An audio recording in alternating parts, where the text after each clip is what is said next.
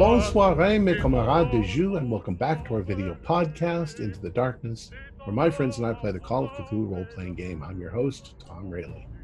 Our campaign is Reign of Terror. It was developed by Mark Morrison and is available on the Chaosium website. Our maitre de jeu is Mix One, and this is episode 16.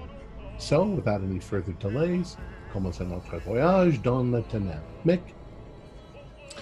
Thank you, Tom.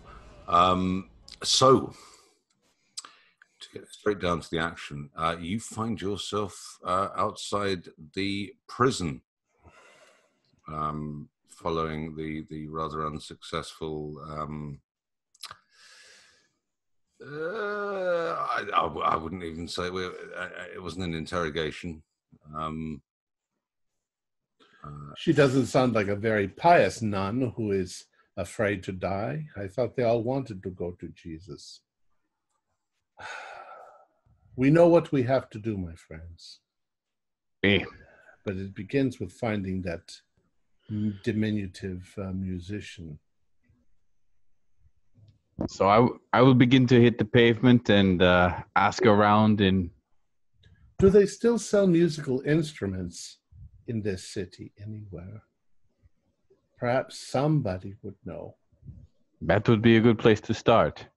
So I think at the moment people do more selling of musical instruments than they do buying of musical instruments. Well, yes, somebody must be a harpsichordist, a manufacturer of harpsichords.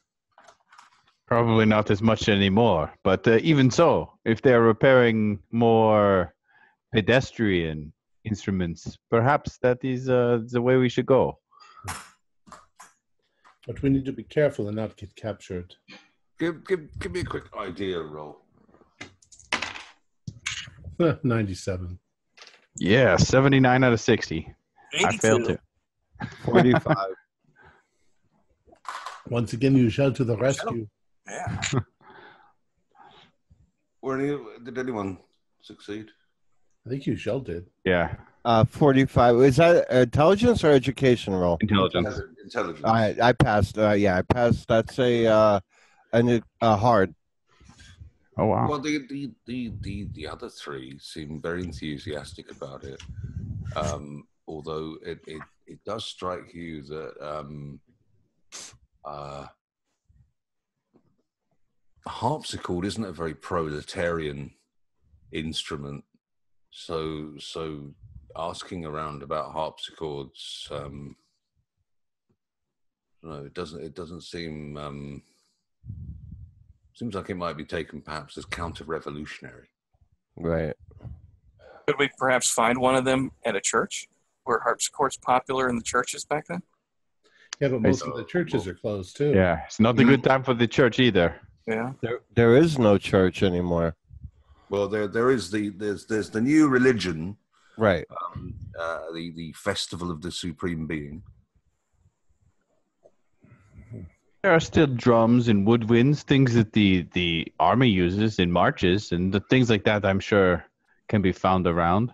The people who repair fancy... But find somebody who would have heard of this musician, a connoisseur of music. What would you be doing now? It would be hard to find. I think the best route we have is to find someone going after repairing of instruments. Perhaps they may know the person. Well, let's say he plays the harpsichord, piano possibly. What other instruments would he play? And what place around here has music still being played? Surely there must be musicians living in the city. Right, but the street performers aren't making any money, so it would have to be in an establishment. But they still may have heard of him. We just need a name. Let's ask everybody that we can. Yeah, so some of us will go to musical establishments, whatever places are playing music, and ask around.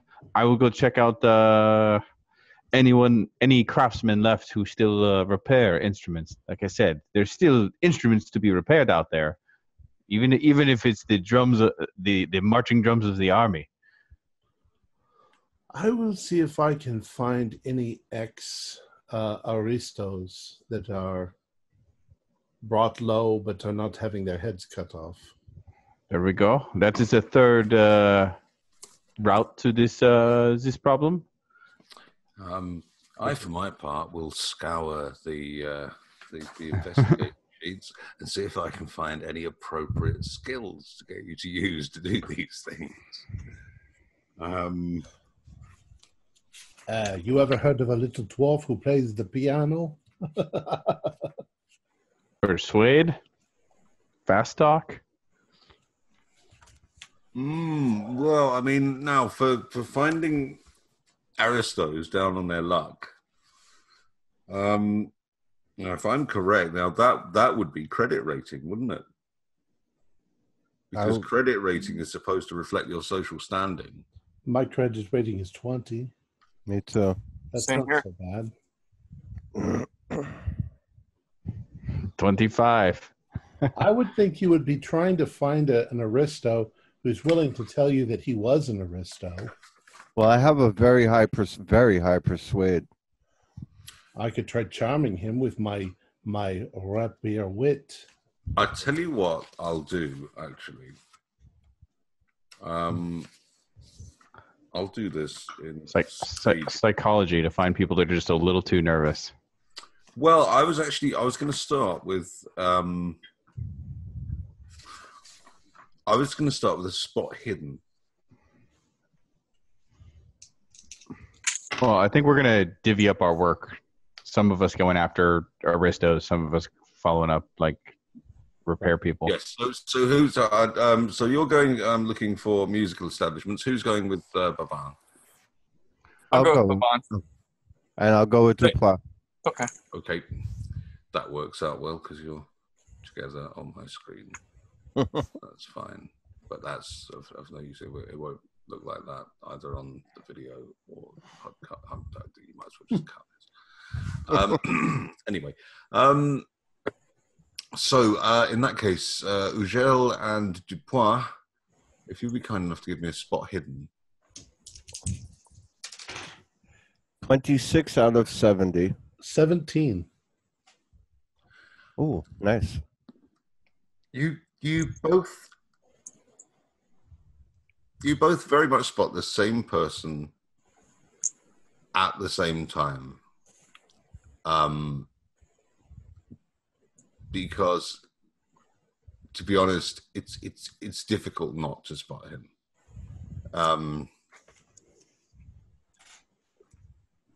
He's doing everything wrong.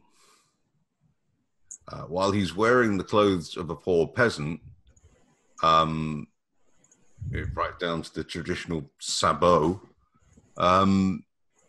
you can tell he's never walked in a pair of those shoes before. He can barely stand up straight in them, and the effort of carrying himself over the cobbles in them it is showing as he teeters with every other step like a drunkard. And on closer inspection, there's just no impoverished Parisian man would have hands or fingernails like that. Soft, yeah. Yeah, this there are too many giveaways, and it's surprising that he's got away with it for this long. And what is he doing? Just walking down the street? He's sort of he's sort of careering down the street haphazardly in ill-fitting shoes, occasionally steadying himself on a wall or clutching onto some railings. And he seems to have a general air of nervousness about him. All right. Dupois, do you want to go up to him, tell him this? If he doesn't realize it, there's some men following him, and we can pretend to help him to safety and gain his trust. I was thinking there are two possibilities. We could befriend him, which if he is obviously what I think he is, he won't trust us. He will think that we are vagabonds about to rob him or something like that. The alternative would be that we could be vagabonds about to rob him and then just get the information we need out of him and leave him alone. I don't know. I have a feeling he'll scream like a little girl and draw undue attention. Yeah, I'm not so sure he wants any attention, though. That's what I mean. Especially Maybe I from- could. Let's just try and talk to him and tell him that it looks like he's having a rough day. Maybe we could buy him a drink. All right. Monsieur. You there, monsieur.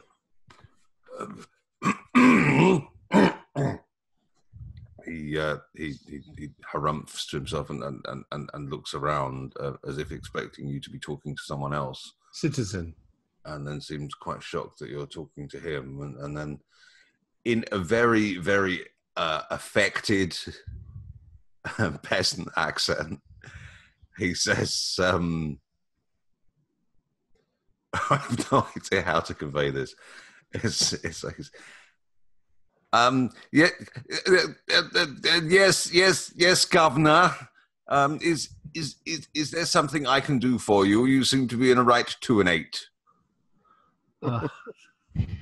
Sir, there's no need to be afraid. We are, like you, just poor, lonely peasants with nothing else to do. Would you like if we purchase you a drink? You look like you've had a rough day. Oh, I've had a terrible day. Yes. A drink, you say? I do not feel at all comfortable in the drinking establishments. If I am honest. Well, and I reach in and pull out my bottle and say, perhaps we can go down here. I think I would rather stay on the main thoroughfare, monsieur. As you wish. Monsieur, we mean you no harm. We are not brigands about to rob you. I promise this is true. He's looking very anxiously around, and perhaps even more anxiously when you say we're not brigands. Mm-hmm. We are looking for someone very special. And we just thought that perhaps in your life experience, you may have run across this individual, very special individual, a talented musician, of small stature, plays the harpsichord. I know it's a strange thing to ask,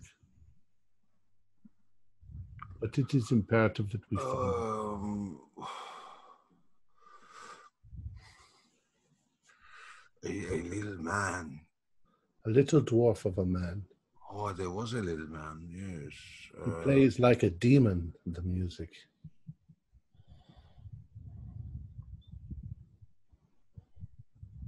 There was a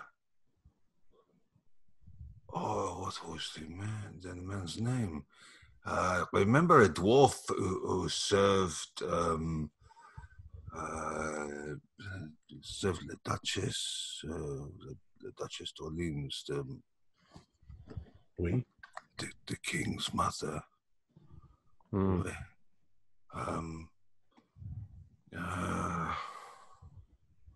He would have played for many people. Do you remember his name? The dwarf. Oh, mon Dieu.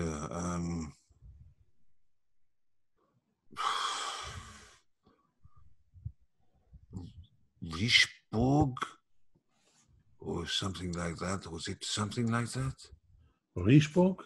Richbourg, I think maybe his name was. That sounds German? Oh, you know, it is difficult to say. I mean, these court dwarfs, they were, for a while, they were very fashionable and came from all over Europe. Like they could be from anywhere. There are Dutch ones and Belgian ones. This one would have played the harpsichord, and quite amazingly. Others people should have known his name. Yeah, have a drink. Oh, well, I mean, if it is the man, I think he can be found.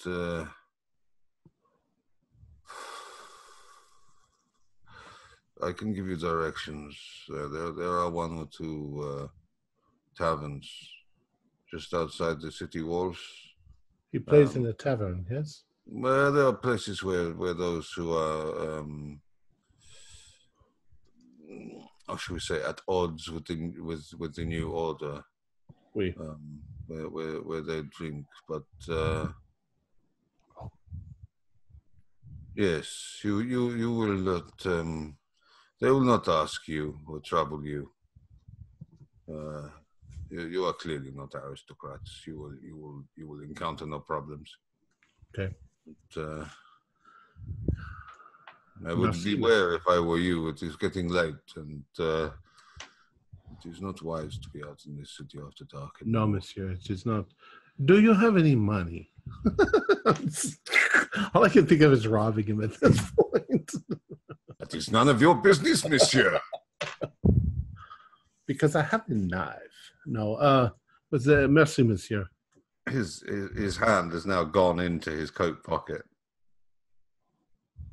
Yeah, no, I don't say that.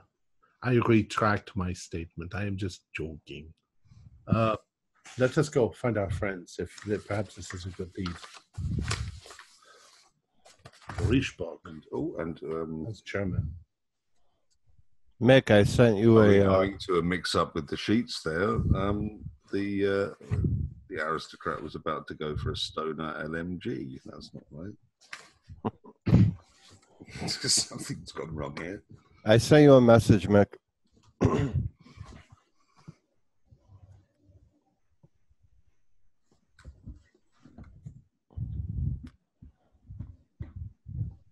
Oh, what's going on there? Little bitty Riechberg, he plays the harpsichord. I wonder if this is the same fellow. I don't know. Now he says that there are dwarves all over the place. That's wow. At this point, I say we just pack up our things and leave Paris and let this monster eat the city.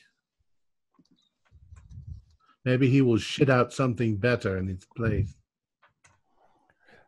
I think we're going to have to ask around a little bit more. This is not much to go on. And if there were quite a few of these wee folk in the courts for amusement, what's the chances of this being the same one? Well, I mean, we're having this talk in front of him still. Like his Monsieur's suggestion that the taverns on the outskirts of the city may in fact be a good place because there may be other people like him. Give our friend another sip before we go. All right. I'm sorry, it is not better. It is recycled. I have recycled it twice already. But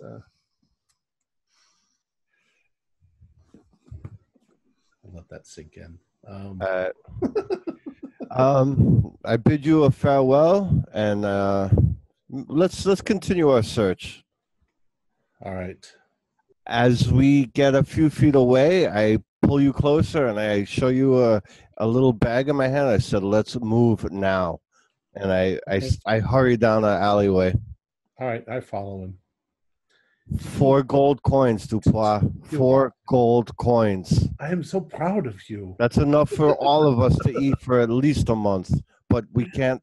We're gonna have to find a way to spend it. We can't be pulling out a gold coin. Well, maybe we can do it at this tavern. I don't know. Nobody has coined of gold right now. You do. Yeah, 4 of them. One we will eat tonight. You will drink hearty. I am afraid, monsieur, that I am going to be the one who has to pay this price. Because Christophe, he is a married man. You're a young man, and so is Babon. I'm old. I'm used up. I'm like kind of almost ignoring it. Like, what can we get? We need to drink something. Like, kind of almost like lost. Like, is going over my head. We need to find the dwarf. We may only have hours left before the last head rolls. And I hand you one of the gold coins too right now. That way you have something on you. All right. So where do you want to go next? Or should we jump to the other two? Let's jump to the other two right now. Okay. We're pursuing a more musical option. There are about the city. Well, there are one or two low theatres and taverns that have music and dancing and there's no real orchestral performances now, although there are one or two composers working on movements inspired by the Great Revolution and movements for the coming Festival of the Supreme Being. But for the most part, entertainment is a very parochial affair. That being said, I think there is on the map. I think. Let's have a look. Just have a look at my super secret keeper map here.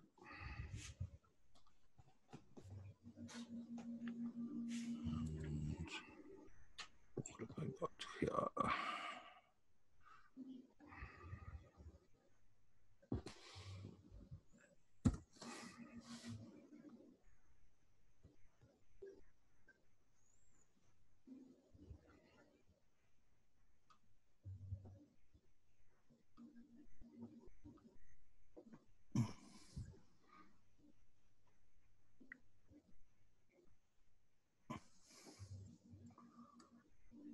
Ah, yes. I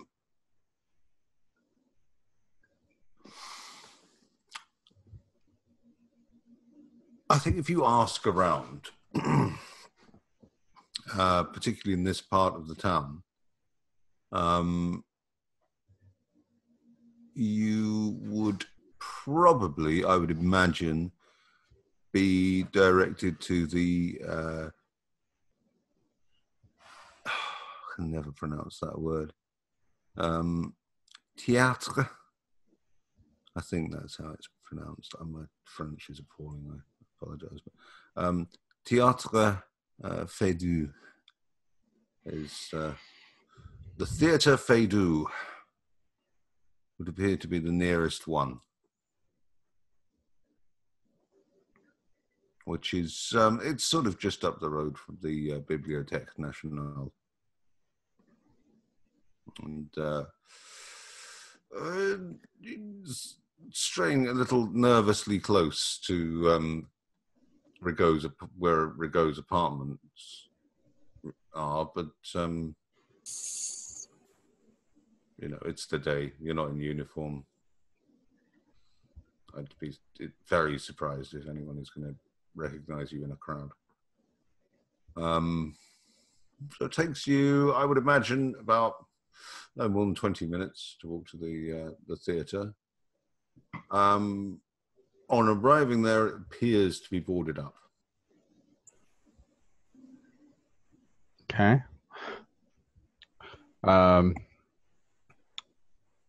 Peeking through the, like, is it pretty solidly boarded up? Is there any sounds coming from within?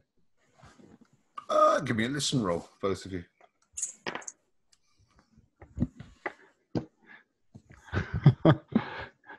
Bressy, I cannot hear a thing.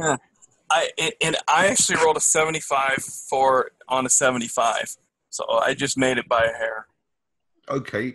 Baban, you put your ear to the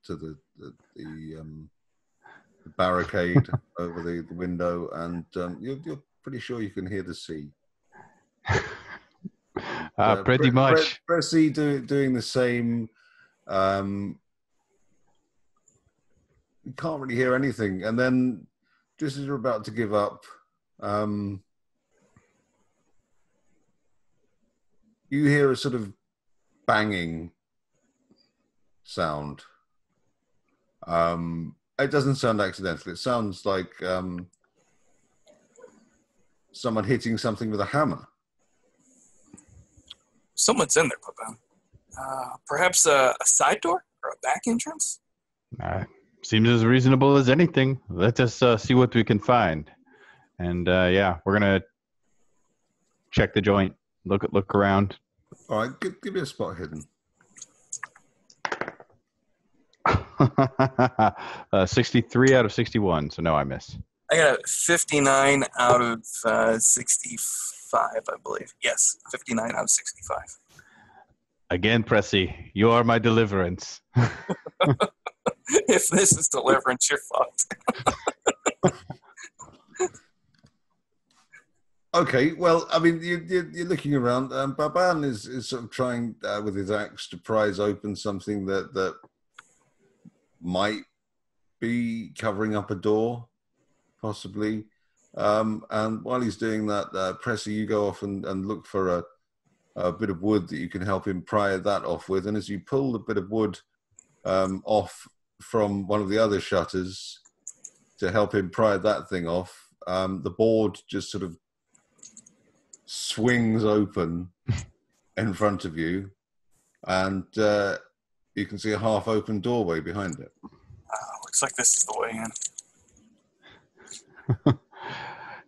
Excellent. So, let us see what we find. So, I have a rather good singing voice, and if we're going to be around theatrical folks, perhaps that's the right way to make an introduction without seeming threatening. Okay. I think instead of just creeping through here, I would like to sing something at not like the top of my lungs, but sing, and definitely not sing something that was patriotic to the old France. Something that I don't care if it's a children's nursery rhyme or something. All right. You sing a happy nursery rhyme about Merlin, the happy little pig, and I'm quite good at singing. Yes, and you do it very well. It's a lovely rendition, and either that or I don't know, you're singing whatever soldiers sing. Happy pig is good. Yeah. I can't think of, I don't know, any 19th century, I'm sorry, 18th century maudlin soldiers songs. So the equivalent of Sonny Boy or something, we'll see. And you can hear the hammering continuing up ahead of you, and you're still singing as you come to the end of the corridor and find yourself in what would have been the backstage area, but the absence of drops and curtains and things means that it's just really just a huge open space now. Similarly, from what you could see into the theatre proper, it looks like all the seats have gone. Oh. As well, so the whole place has been cleared out, and when you get into this area, you see a young lad of about 15 and an older man, probably in his early 40s, and the young lad is carrying bits of wood, and the old man is using them to nail shut what presumably was a trapdoor in the stage, but it's now just a hole. And as you approach singing, he just looks up from his work And he gestures at the work he's doing, and he says, "Look, there's still anything now." They seem to have taken all of your chairs. Oh, monsieur, they've taken everything. Everything they can burn, they take. They'll be back for the floorboards next. I guarantee it. Don't know why we're bothering with nailing these down to repair it. They'll steal the wood we're nailing down. It's a waste of time. It's a waste of nails. Sir, are you the caretaker of the theater? The caretaker. I'm the owner, monsieur. You're the owner. What that's worth now. Well, I apologize for the interruption. We're actually putting together, and I know it's rather hard times to be doing so, but we're trying to put together a small performance for children, and part of that will be my singing. But I'm also trying to find. We got lucky, and someone afforded us the use of a harpsichord, and we're trying to find a player. And someone told us that there is there's a man of small stature that might be particularly entertaining to the children to have play the harpsichord. I'm curious. We were hoping maybe to find somebody here that would know of this person. For a moment, he looks like he's thinking, and then an entirely different expression crosses his face, and it's one. Initially, it's difficult to categorize because there's a flicker of this realization that he remembers the name he was searching for, and there's this sort of slight stirring of victory in his eyes, and then that's immediately followed by this rather worried expression, and he says, It is of course not my place to say so, monsieur, but I can only think of one harpsichord player that fits this bill, and monsieur, he is not suitable for entertaining children. Not suitable for entertaining children. Oh, does he have a history? Is he mean? He I would not say he was mean, but he has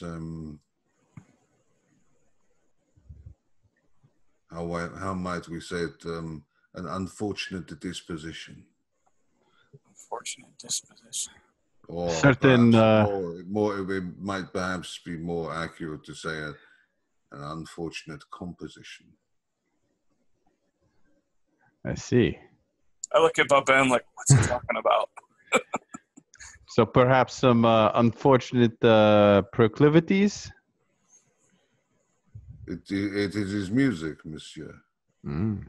He's all right when he plays other people's music. It is fine, but when he plays his music, I would be amazed if in these times. No, if he has played his music, he will be gone to the blades, monsieur. Well, he will have his head in a basket. It is, he came here to this very theater. Maybe, I think it was maybe 7 years ago, maybe 8 years ago. I don't know. And I asked him to play a selection of his music because, at the time, people crave different things. And at the time, that sort of low baroque was in fashion. And it started all right. And then he became glazed in the eyes and started playing this horrific cacophony. I thought I was going to have someone in to tune the harpsichord after it. The mess he made, this noise, it, quite unnerved me. But as to whether you know the aristocrats, they like the dwarves, and the revolutionaries, whatever they call themselves this week. They think of them as the Aristo's pets. They despise them. But I think one or two maybe survived. But Well, this is not meant for the aristos. We're just thinking more along the lines of something that may be entertaining for the children. And being able to play is key, but we thought perhaps if he's willing to use physical humor also, that would be great. And times have just been so sad that bringing any sort of joy to these children would be great. I know that he's, I don't know. Well, musically, we will keep him to task. That is, this is not going to be an avant-garde performance of whatever he wishes. You are currently in the Faubourg Montmartre district, near the Bibliothèque Nationale, about a block and a half away from that. And he informs you that, in fact, as far as he knows, the gentleman in question is still a resident of an apartment building barely a block away. Oh, well, that's convenient. As to exactly which building it is, he sadly has no idea. But he says, I know he lives somewhere over there. Oh, okay. What is his name? His name, monsieur. Oh, his name. You don't know his name. His name is Zahn. Zahn. Hmm. Très bon. Très bon. Dietrich Zahn.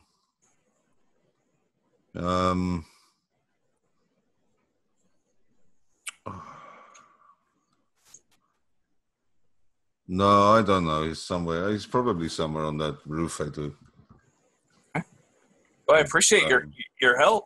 I just know it's somewhere on the Rue Feydeau, and it's on the next block along. That's. I don't know exactly which apartment it is.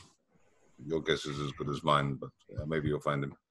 Well, when Paris sees better days, I will be excited to come back here and repay the favor by being one of your first patrons. Good.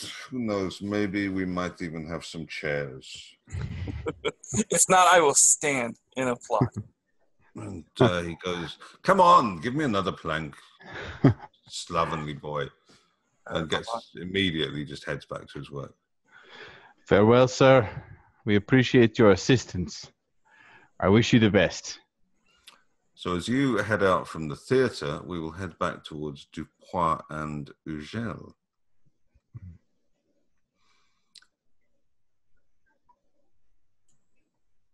Ugel, this is proving to be crazy.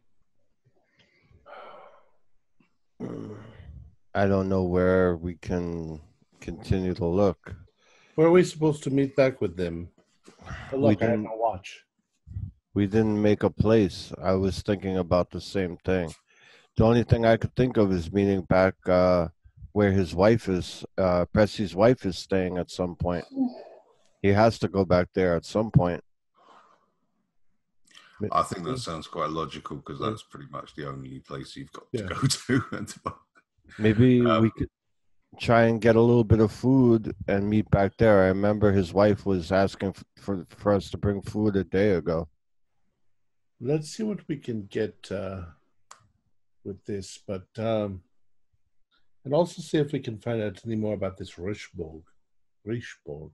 Do you have a pistol?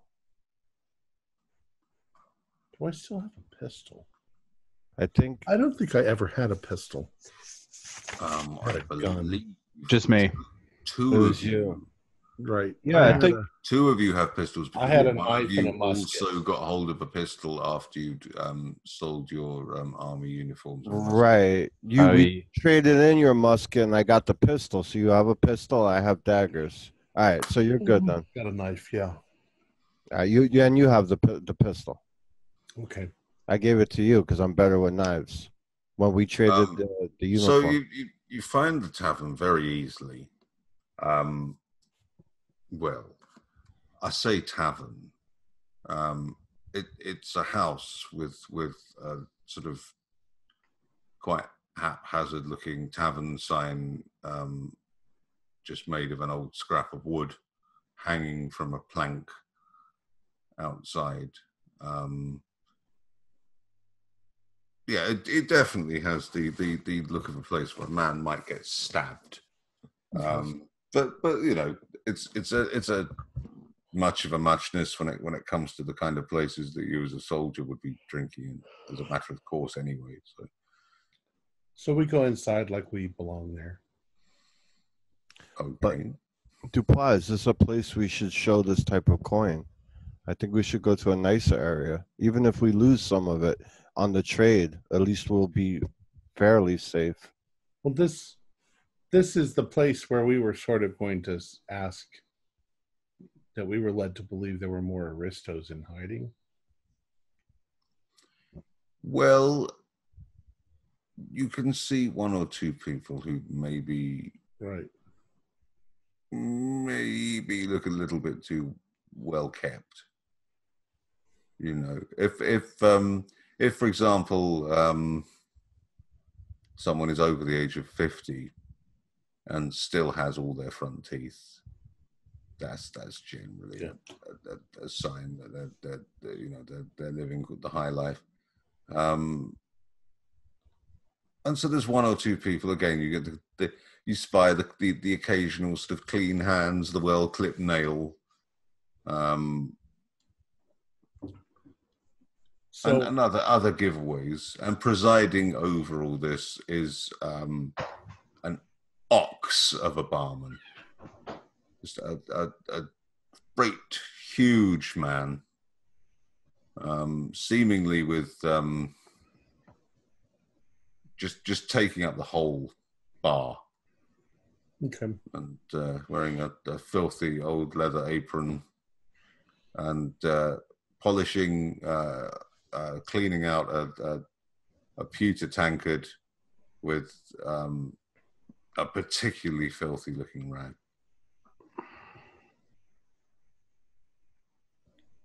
Did you say rag? Yeah. Oh, I thought you said not a rat. Finally found a use for these rats cleaning pots with them. Pint of rat, sir. Is it fresh? Fucking rat. What do you expect? We have other money besides this gold. You have a few sous, not much, but a few sous. So I'll order a drink for me and Yujal. And we're gonna move over to where we're near one of these aristos, and I don't know where to begin.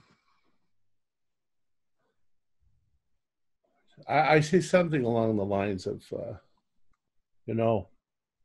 just sort of a bar talk, when will this all end? I say, just to sort of break the ice, yes. Where I'm ultimately going with it is, what I miss the most is music. Yes, I haven't heard music or laughter in a long time. Dupois, give me a spot hidden roll.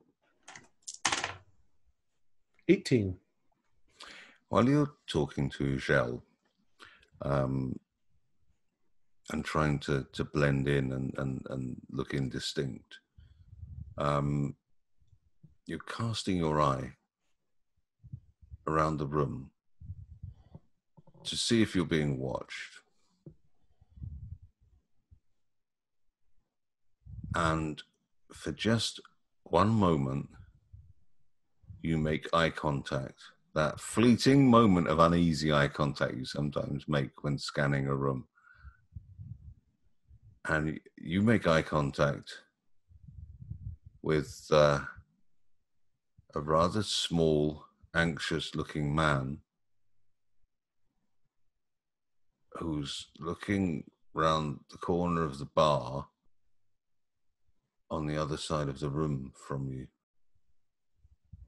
A dwarf? Yes. You know, I once heard the music of this rather remarkable harpsichordist. What I would give to hear that music again. What's the guy's reaction, though? He's still just watching you. What do you say, Jusha? I don't know. Harpsichord, it seems like it doesn't take much skill to play a harpsichord. You just bang on the keys. I'm trying to get a reaction from him. Doesn't seem too much talent into just pressing some. I don't know.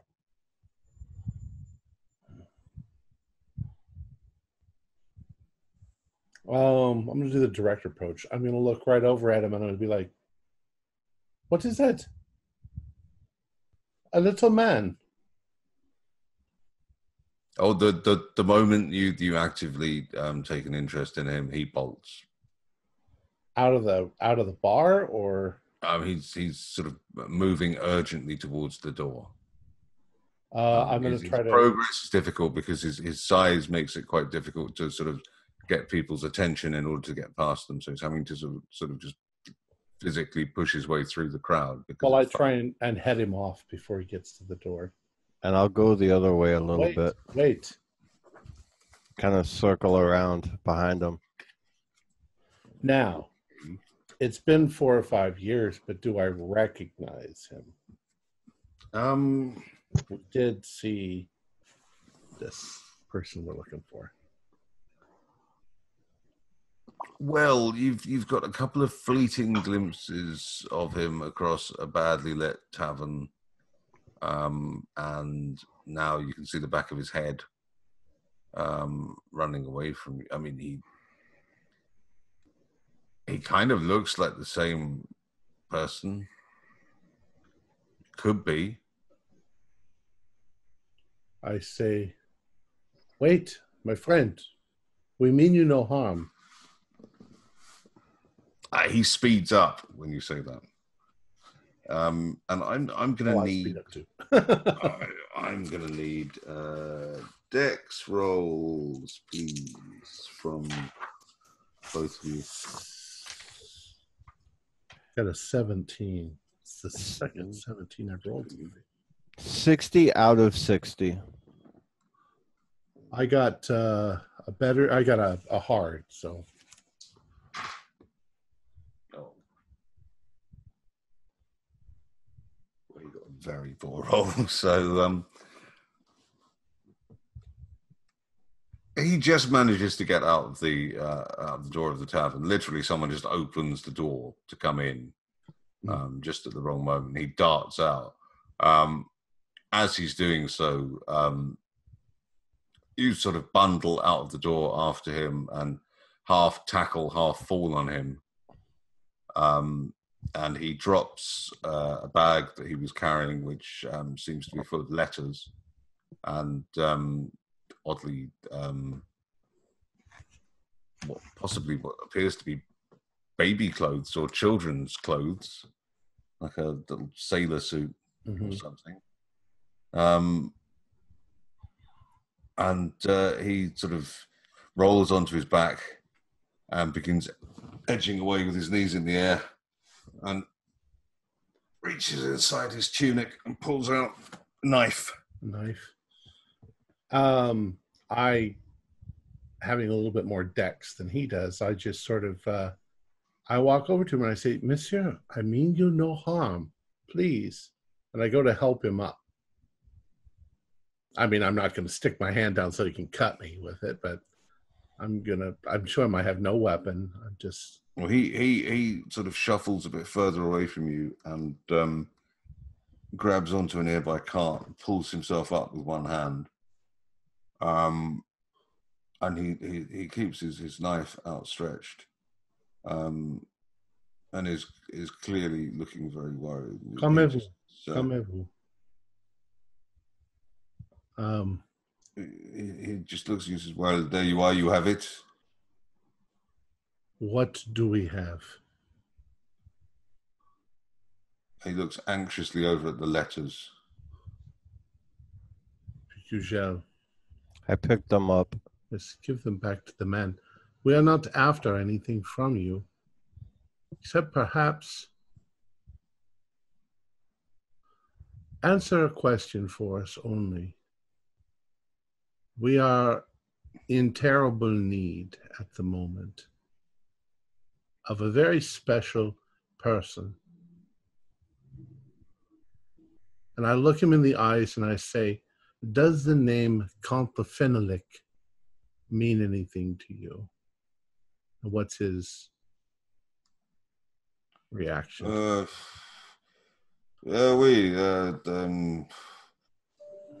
The German, he was very popular with the old queen, but he fell from grace. Some say that it was his fall from grace that was one of the seeds that launched this whole terror. It may well have been. What of him? I did not know him. I know stories of him. I know he was feared around the court, but I know nothing. Do you play the harpsichord, monsieur? He looks at the knife in his hand and then looks at you and says, "No, monsieur, I'm not skilled in that instrument." I lean over to Dupois and kind of try to whisper. Like I turn my face. I'm like, let's look at his back. If he has why? Monsieur, he would have the knife wound. Right, I understand. I'm like, Monsieur, let me tell you a little story about, what was it, 5 years ago? About 5 years ago, I was at the Comte de Fenelix as a guest, and there was a musician who played the harpsichord of your stature, small. I mean no offense. And there was an attack, and during that attack, I accidentally injured this dwarf, this man. And I have been looking for him for many years, hoping to find him, to make it up to him for my injury. I thought you were him, but it does not sound like you are him. No, monsieur, I'm not the man you're looking for. I do not, I don't know if you guys move in packs, but do you know any, I'm sorry, monsieur. What do you think? Because I'm a dwarf, I know all the other dwarfs. Yes, Yeah. we all live in the same gold mine. It's what I was thinking. Putain. No, monsieur, I'm sorry. We are trying very desperately to find him. It is a very bad situation. His life is in danger. All of our lives are in danger if we do not. If he was a court dwarf, especially if he worked for a disgraced aristocrat like Comte de Fenelix, he would be in hiding. Well, thank you, monsieur. Please return his stuff. I don't believe this is the man. Here is your letters. What is your name, monsieur? My name? My name is Richbourg. Somebody gave us your name, but you are obviously not the man we are looking for. No, monsieur. All right. I'm not the man anyone is looking for. I am sorry that we... He just sort of pulls up his collar around his face, and he shuffles off down the alleyway. This is very frustrating. How many of these little diminutive people are there? I have no idea. This is discouraging. Let's go back inside for a moment and see if we can buy some food, and take it back with us. How much money did you rob from the dwarf? I didn't. He was too far away and I had a knife. Nah. All right. Well, we'll go inside and see if we can buy some food, and we're going to head back to the apartment. Well, there's food to be had. The owner of the establishment is not open to negotiation, and his price is something less than fair. But the meat is edible at the very least. Okay. Not entirely sure what kind of animal it is, but it appears edible. What is it? Meat? What kind? Meat. We just get what we can without using the gold, but with whatever collective other money we have. We try and get at least I want to try and get as much as we can for all of us, and some for Presley's wife. You could get enough to feed you for tonight and a small breakfast. Yeah. All right. That would be the limit of your funds. I'm going to. We could continue accosting ex-aristos in here, or I think that it's getting late, so we're going to leave. Yeah, let's go back to the apartment. Okay, well, in that case, we're going to go back to Pressy and Baban. Okay. So how do you want to proceed? Carefully. Right. What we could do, we could just, to save time, we could just assume that you're just going to walk up and down the roads. And, do you know any dwarfs who play the harpsichord? Oh, do you know? I do. Well, my first thought was actually to get Dupois and Hugel, just in case things picked up rather quickly, or if we had to spread out in this area to canvas, or there was a chase. Yeah. But Ben, if you feel that we need to act right now, then perhaps we do look for primary tenants or landlords or something like that. We could split the difference. I could stay here and case the streets and look for signs of his passing, or while you go and collect the rest. And I will not move on anything unless absolutely necessary. Okay. You have? Are you carrying a weapon? Oui. Okay. I still have my service pistol. Then I will go back to where I've been staying with Melody and grab those two, and then make it back as quick as possible.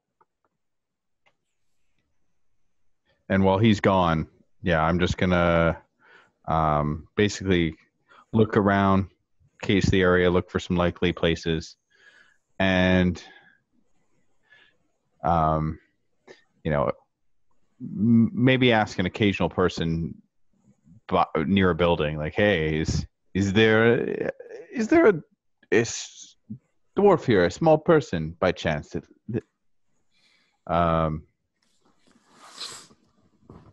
Just basically trying to ask around a little bit without being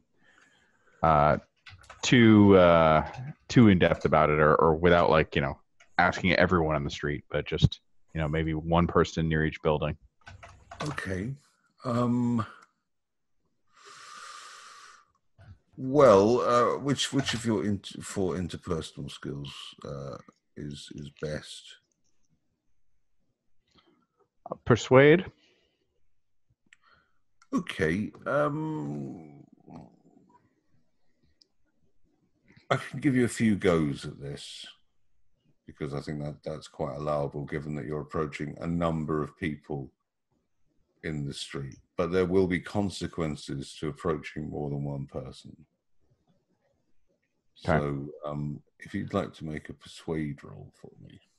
Yeah, and it's since I've got his name, it's going to be probably like hey, do you know a small man by the name of Dietrich, perhaps, or maybe his last name John? I'm looking for him, something like that. Okay.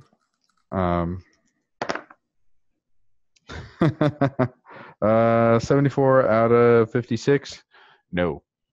Okay. Well, the first man you meet, who looks probably more like an aristocrat, badly pretending to be. In fact, there are so many aristocrats looking really badly like they're desperately trying to pretend that they're working men.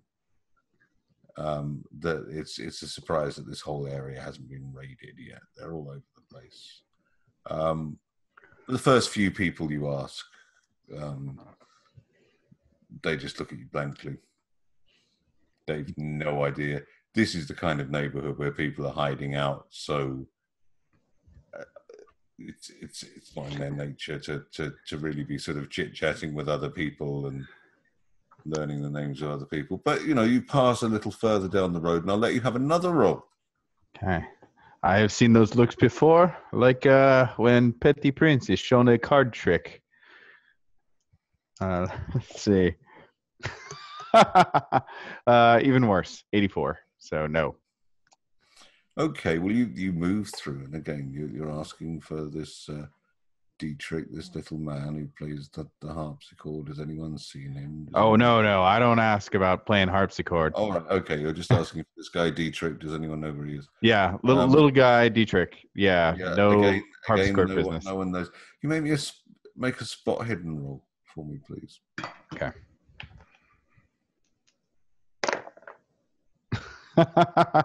I failed that as well. 67 out of 61. Okay. And a little bit further, you get to a sort of a junction, and there's a few people sitting around on boxes, chit-chatting, and some of them look a little bit more localish.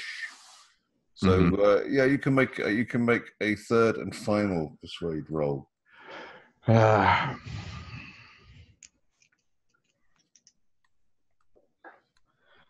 Okay.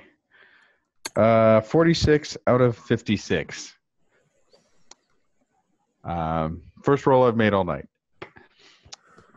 Ooh, Hello there, my friends. Perhaps if any of you seen a fellow by the name of Dietrich, small man. I'm looking for him.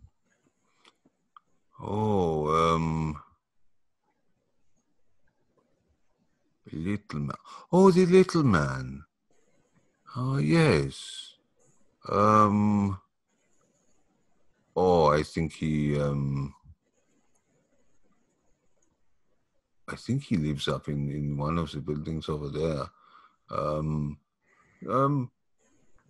Oh dear, I don't know where my wife's gone. She would know. She'll be here in a minute, probably. I've been waiting for her all day. Oh, such is the nature of things. Lots of waiting around nowadays to see what will happen next. Quite a time to live in Paris, eh? Yes. Well, she went out to buy some bread, but I'm sure she'll be back soon. She's been gone for 8 months. It's most troubling. Yes, I think. I don't know what number it is, but that one over there. Nice. That you should have one up there with the big round attic window. Ah, I see. Four panes worth. I think one of them's broken, but the 3 panes of glass. I think he's in that attic there. If not, it is the attic of the one next door. But he's one of the attics. I think it is that one with the broken window, but it's hard to tell. But sometimes you hear the music up there. He's got one of those, what do they call those Italian piano things? Oh, I see. Well, The that's little Italian pianos quite for a. little Italians to play. Yes, with their tiny Italian hands. I know exactly what you're talking about. So, I want to thank you. You are a wonderful man, and your wife, I'm sure, will be home soon enough. Yeah, what you don't. I'd leave him alone if I were you. Oh, he's got quite an ill temper, I know. It's been quite some time since I've seen him. He's crazy, and his wife. She's a beautiful woman, but we're so sad. So very sad. But yeah, I think he's up there somewhere. Merci. Yes, and if you see my wife, will you tell her I'm still waiting here? Sure enough. I can't understand where she could have got to. I'm gonna break off like a crusty rump of what little bread I have and hand him a little piece. Here, to tide you over until she returns, my friend. He just takes it silently and just starts eating. Then I'm gonna just kind of hang out and wait for Pressy to return. Okay. Well, I don't think we need to go through the rigmarole of role playing Pressy, bringing Dupois and Ugel back. I mean, we could do it soul destroying detail and going, well, first of all, you tread on that cobblestone. Then there's a slightly bigger one. Have you ever noticed that the spacing between these cobblestones on this side and the ones on this side are not exactly the same? It drives me crazy. Now he collects us, and we. Okay, he collects you and brings you back to the vague area that Baban was searching, and it takes you, I'd say, a good quarter of an hour just to find Baban, and by the end of it, it turns out that you probably walked past him a couple of times as well. But there's so many people milling about on this street corner. That it's very difficult to just find anyone. It's very easy to just walk straight past them. But eventually you find him. He's sitting on a box and appears to be looking up at a building on the other side of the road. Did you find our man, Baban? One would only hope. As I had told you before you left, I did not want to act too much on my own. I had quite an unlucky streak before you returned. But we cannot waste any time. Listen, these are touchy times, and I am a man by myself. Who knows what could happen? Anyways, he's probably in one of those two buildings up in the attic, if my friend in the alley is to be believed. But it is good to see you, mes compagnons. Good to see you safe. Well, I just immediately turn and walk to one of the buildings.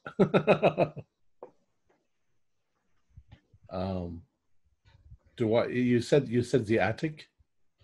Oui, yes, that is what I understand. Is on the third floor.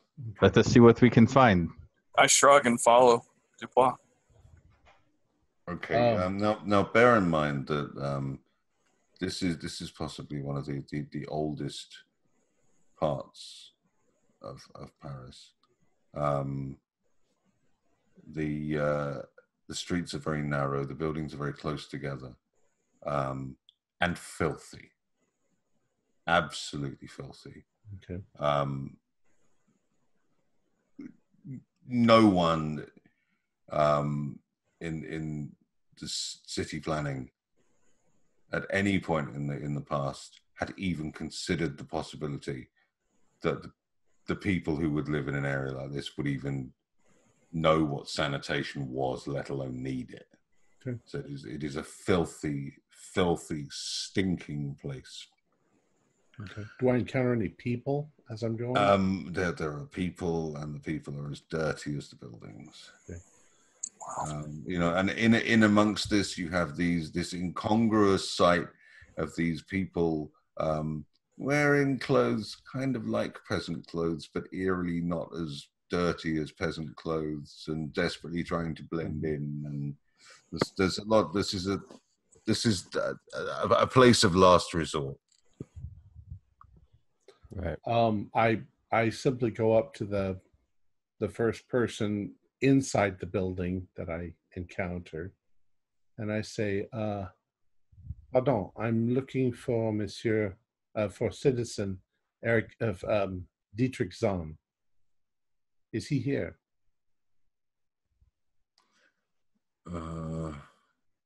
I am not. I don't know anyone. I don't know anyone. He just hurries off.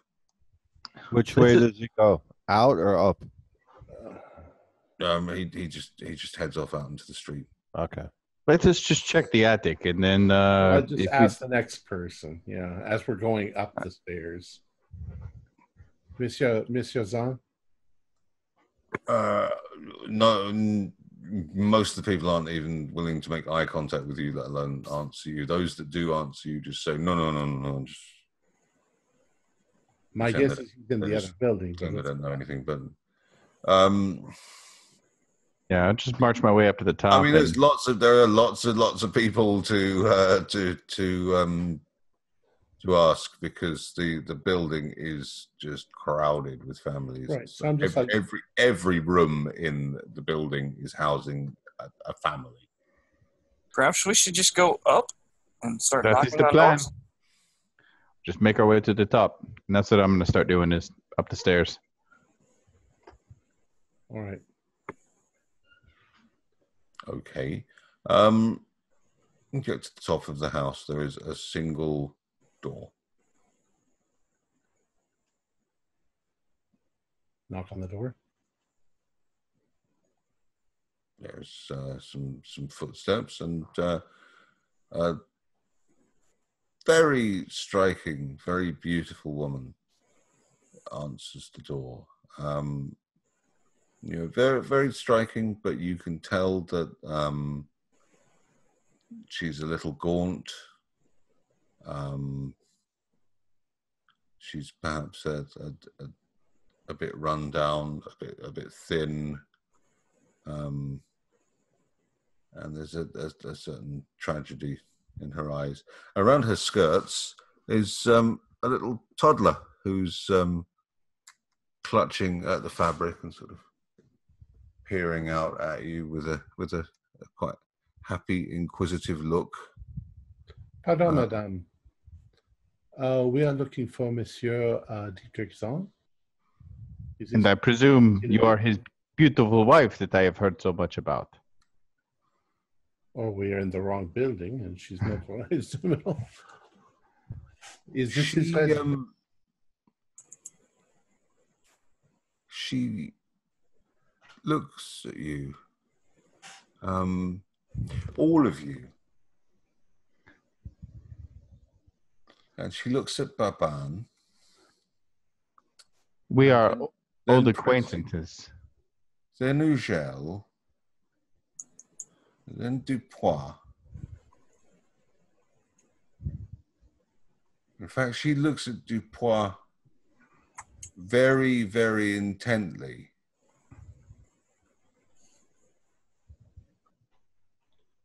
I pull out a gold coin and I say, "We have a commission for him." This is, in fact, what he did. Her face turns from a rather neutral expression to one of intense anger, and she knocks the coin out of your hand and jabs at you with her finger, and she says, "It was you I slap her. You bastard! It was you! I know you! It was you! I smack her. Wow. Make a brawl roll. Holy shit. 17.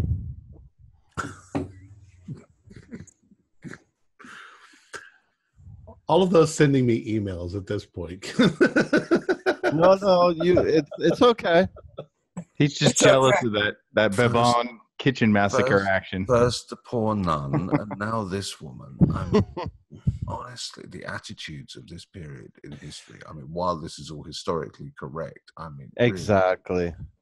And she just smacked a gold coin out of the hand, and the world is going to end, and she's in our way. And now they're not going to help us. No, they'll help us. Why? They have no choice. You hit his wife. All right, we'll see. she I'm not devastated. I'm just appearing considerably more resilient than you at first took her. She is back up on her feet almost instantly.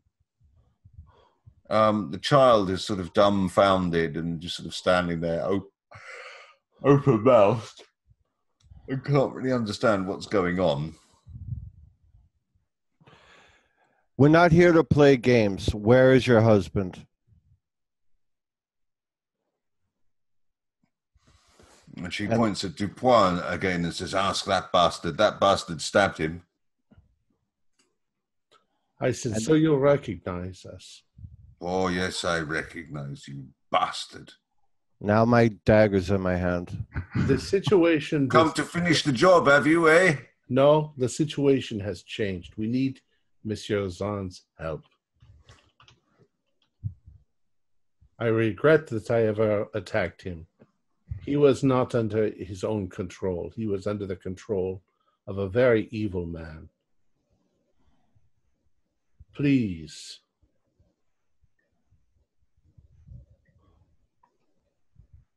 It is not me you have to convince, monsieur.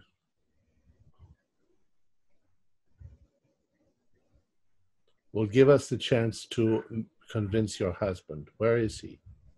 He is not here. He will not be back for an hour or more. Where has he gone? He has gone out to look for work, for money, for food, whatever he can find. Look, you can have the money. We came to offer money and work, and you slap it. Now, Eugel, no need to have such an attitude. We stabbed This woman her is husband. inviting us into our home. Her husband is going to help us with a terrible problem. Everyone can profit and benefit.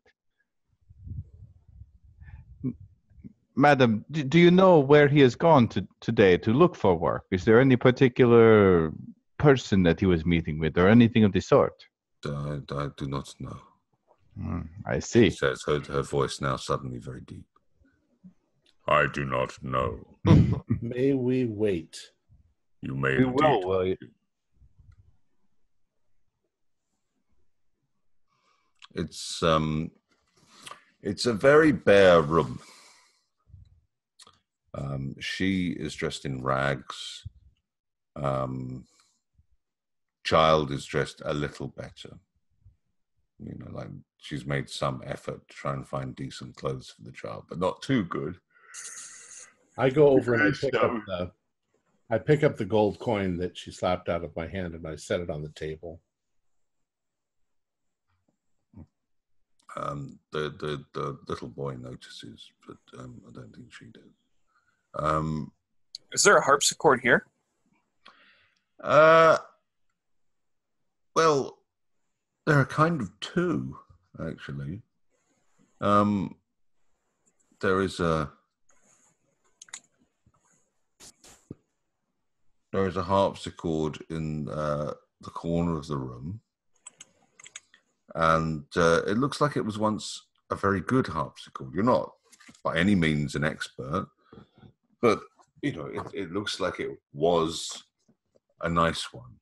but you can see that one of the legs has been replaced with just a plank of wood, and there are quite a lot of scratches and gouges, and most of the paint has been scratched off the top of it. In fact, on the subject of scratches and gouges,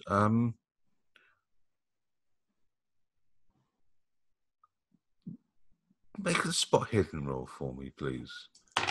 All of you this time. I failed. Critical fail. 99. I got 59 out of 65, so I just barely made it. 22 out of 65. That's a hard success. Fail. Okay. Pressy and Dupois.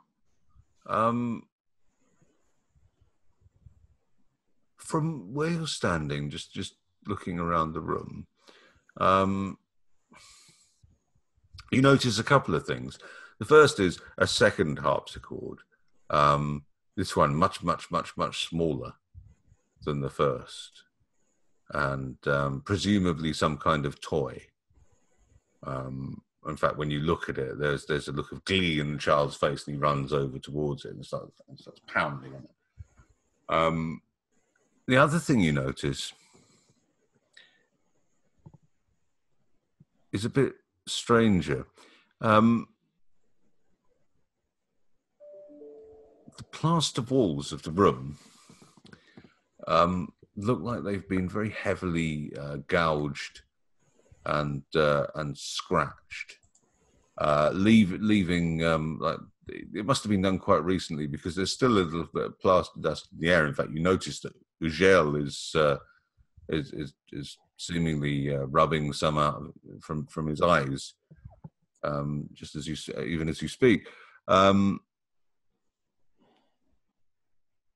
as you look a little closer, you realise that the patches of the plaster that aren't gouged seem to have very faint marks, as though someone has covered them with very cramped and densely written musical notes in pencil, or possibly charcoal.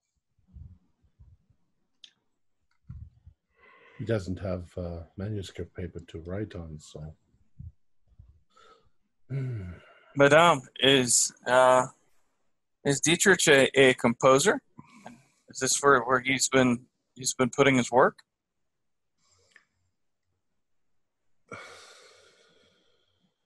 Make a I don't know whichever one of your interpersonal skills you'd prefer to use. It looks very intriguing. I'll use charm. I'll try to compliment her. You shall go downstairs and conceal yourself so that when he comes in, Get a 48 out of 55. if he comes all the way up the stairs and then decides to run out, you can stop him from running. Yeah. I'll go downstairs and across the street to wait for him and watch when he walks in, and give him let him go up a flight and then follow behind. Good.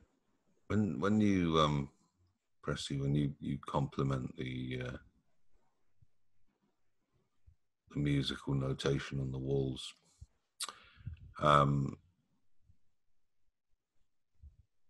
the woman looks very unhappy, and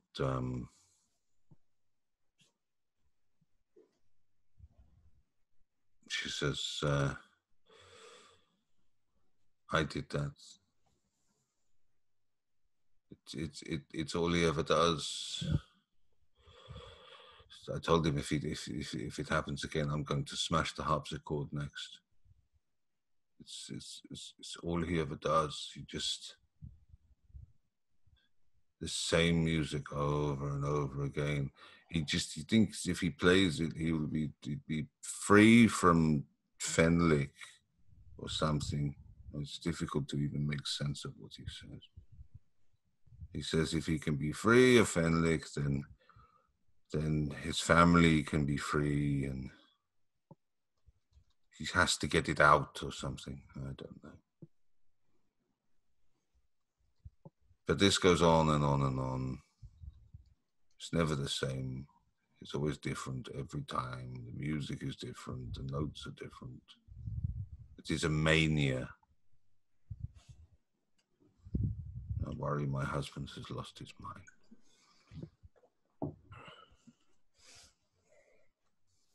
It sounds as if your husband is plagued by the same curse that has affected my associates and I, although in perhaps a different fashion. Fenelek was our enemy as well. Fortunately, he is now locked up, tight as a drum.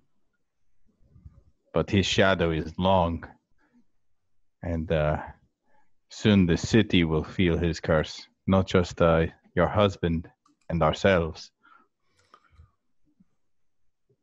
What is it you want from my husband? It is difficult for us to say, but we have need of his music. You want him to play this? No. I cannot allow that. I want him to play it for me. No, the music must not be played. It's obsession. It's killing him. He doesn't eat. He doesn't talk except about this thing. I won't even listen to him anymore. There are dark forces, Madame. They may be responsible for everything that has taken place in Paris in the last few years. And we believe now that if we do not hear this music, that it will be the end of all things here in Paris. You, your child, the whole city will burn. It has to do with this music. This is the key. Locked up inside of him. But perhaps it can come to some good finally, and then bring an end to it for you and your family.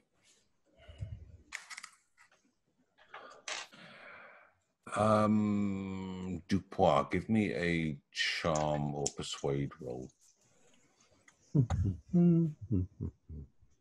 Yeah, I'm just charming. I'm as charming as I am persuasive. Now, if you said intimidate, I got 35, which is, I got 15 in both of those. So it sounds like I'm raving like a lunatic, the same as this. Monsieur, I understand that you feel that this will help my husband, but I don't understand how. I don't understand how either. I worry that if he plays this music, it will drive him over the edge. Fenelek. As it is, look what I have to do. I have defaced the walls so that he cannot write it down. I keep his harpsichord locked so that he will go out and look for work. Even then, I catch him. He tries to find the key. Dupois, do you still have the book? The black book? No. How unfortunate. What would you do with the book? I'll show her that we are not merely spinning ghost stories in the night. Something tells me that, Madame, that you don't speak or read Latin. She looks like an educated woman. I'm sure she reads enough. But regardless, it is of no consequence.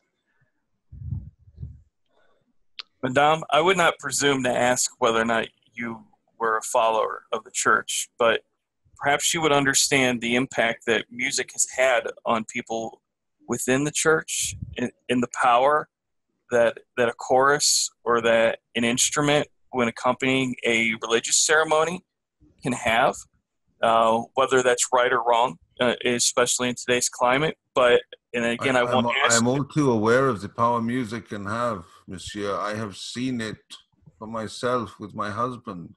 I Well- have seen the damage it is, and she's just about to say more when the door opens, and a small, rather overdressed man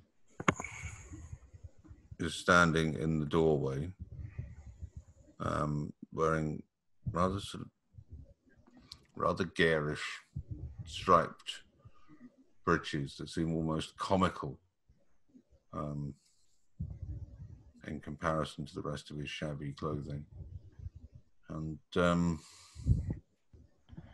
Monsieur almost imperfect repetition of his wife.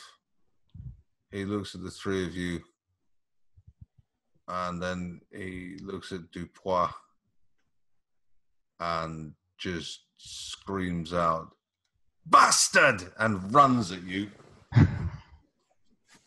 Drops what he's carrying and just runs at you. Kick him square in the face. About to punch you in the face. And we will leave it there. Let's just put my hand on his head. Because, oh God, what's his name? Little Dietrich wants a fight. Little Dietrich wants to fight. Our players included Fred Carter, Luke Strom, Jason Melnichuk, and myself with Mick Swan as the keeper of the secrets. We're currently producing up to 4 shows a week with music and sound effects added in post-production in order to create a richer listener experience. We provide audio-only versions of our shows free for you to download from Podbean or iTunes. If you would like to become a patron, visit our Patreon account. Just $1 or $2 a month helps us a lot. You can find a link in our description below. Like, share, and subscribe to our channel and punch that bell icon for updates on our latest shows. And leave us some comments. We really enjoy reading them and answering any questions you may have. This is Tom Rayleigh, together with all the members of our gaming club, inviting you to journey with us once again into the darkness for another adventure into the universe of H.P. Lovecraft and the Call of Cthulhu role-playing game. Until next time, good luck, good gaming. Con me,